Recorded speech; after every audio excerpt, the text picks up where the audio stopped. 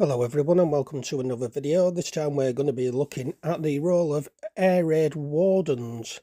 Obviously the role that they played in the war. And these came under the umbrella of the Air Raid Precautions, and this refers to a number of organisations and guidelines in the United Kingdom dedicated to the protection of civilians from the danger of air raids. Government consideration for air raid precautions increased in the 1920s and 30s, with the Raid Wardens service set up in 1937 to report on bombing incidents. Every local council was responsible for organising air raid precaution. Wardens, messengers, ambulance drivers, rescue parties and liaison with police and fire brigades. From the 1st of September 1939, Air Raid Precaution Wardens enforced a blackout. Heavy curtains and shutters were required on all private residences, commercial premises and factories to prevent light escaping and so making them a possible marker for enemy bombers to locate their targets. With increased enemy bombing during the Blitz, the Air Raid Protection Services were central in reporting and dealing with bombing incidents. They managed the air raid sirens and ensured people were directed to shelters. Women were involved in ARP services through the Women's Voluntary Service. The Auxiliary Fire Service was set up in 1938 to support existing local fire services, which were amalgamated into a National Fire Service in 1941. From 1941, the Air Raid Protection Service officially changed its title to Civil Defence Service to reflect the wider range of roles it then encompassed. During the war, almost 7,000 civilian defence workers were killed. In all, some 1.5 million men and women served within the organisation during World War II. Over 127,000 full-time personnel were involved at the height of the Blitz, but by the end of 1943 this had dropped to 70,000. The Civil Defence Service was stood down towards the end of the war in Europe on the 2nd of May 1945. Between 1949 and 1968, many of the duties of the Civil Defence Service were resurrected through the Civil Defence Corps. So in regards to the Air Raid Protection Wardens, they ensured that the blackout was observed, sounded air raid sirens, safely guided people into public air raid shelters, issued and checked gas masks, evacuated areas around unexploded bombs, rescued people where possible from bomb-damaged properties, located temporary accommodation for those who had been bombed out, and reported to their control centre about incidents, fires, etc. And also they called in other services as required. Quite a responsible role. Report and Control was the central headquarters that received information from wardens and messengers and managed the delivery of the relevant services needed to deal with each incident. Messengers, who were often Boy Scouts or the Boys Brigade members aged between 14 and 18 as messengers or runners, would take verbal or written messages for Air Raid Wardens and deliver them to either the sector post or the control centre. Bombing would sometimes cut telephone lines, and messengers performed an important role in giving the Air Raid Protection Services a fuller picture of events. First aid parties were trained to give first response first aid to those injured in bombing incidents. First aid parties would provide initial treatment on the scene and could call upon doctors and nurses to provide enhanced care. Ambulance drivers would deal with casualties from bombing, obviously, and were taken to first aid posts or hospital by volunteer drivers. The rescue services were involved in getting the dead and injured out of bombed premises. Fire guards were formed after the destruction caused by the bombing of the City of London in late December 1940. All buildings in certain areas had to have a 24-hour watch kept. In the event of fire, these fire watchers would call on the rescue services and ensure that they could access the building to deal with incidents.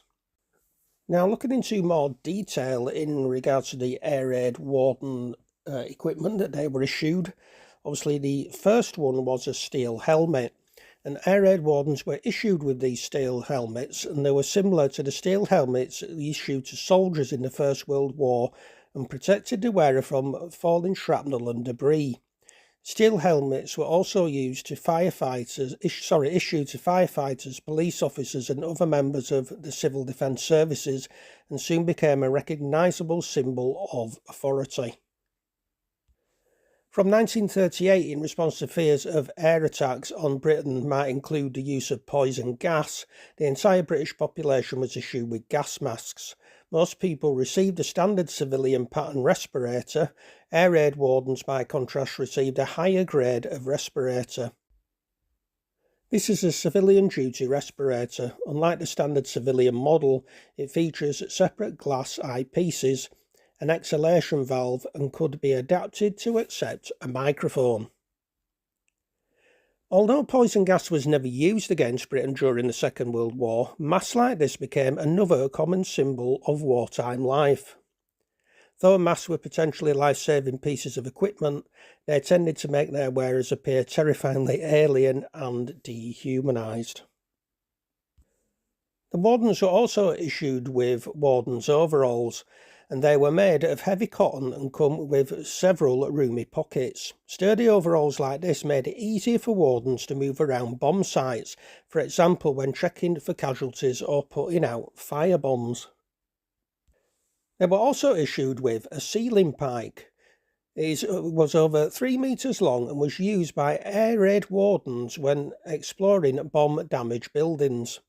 Wardens could use the point to give potentially unsafe ceilings a testing poke, while the billhook could be used to snag and dislodge debris. The next piece of equipment is something called a gas rattle, and this was a handheld noise-making device used to give warning of a gas attack or during a gas mask drill. By holding the rattle and spinning the rattle around it, the rattle makes a distinctive clicking noise. The all clear signal could be given by ringing a handbell. This particular example was used by staff in the Imperial War Museum, which was closed to the public during the Second World War, and its buildings used for war purposes. Rattles like this used to be common sight in the hands of supporters of football matches. Air Raid Wardens were the first link to the chain of Britain's civil defence system. Wardens worked from a network of Wardens posts, which were connected to higher command by telephone or messenger. When bombing raids occurred, Wardens on duty had to monitor and report bomb damage. This form sets out how these reports were to be made. Accurate information like this could be vital for saving lives and protecting important buildings from damage. They were also issued with first aid kits. This is a triangular bandage supplied by the St John Ambulance Association. It is part of a first aid kit that belonged to Walter Lee, an Air Raid Warden from Grantham. It is printed with diagrams showing various ways a triangular bandage can be used. Air Raid Wardens were trained in first aid. They were often first on the scene of bomb damage and might be called on to treat the injured until first aid parties or ambulance services arrived. The other piece of equipment was a stirrup pump and hose, and this was used for small fires. It could be used by 2 people, one working the pump, which stands in a bucket of water, and a second holding the hose and nozzle to point a jet of water onto the fire. During the Blitz, incendiary fire-starting bombs were used in large numbers. I'm going to try and pronounce it again. A warden might be the first person to respond to the incendiary attack and could use a pump like this to fight the fire. Wardens would also train others in the use of stirrup pumps like these. And that concludes our video on the role of fire wardens. I do hope you've enjoyed it, something different for the channel and also something I'm interested in. Obviously the war, old buildings, etc. And I really do appreciate what they did for us during the war. Anyway, thank you very much for listening to this video. If you do like it, please like, share and subscribe. Tell your friends and family. And till the next video, take care of yourselves and goodbye for now.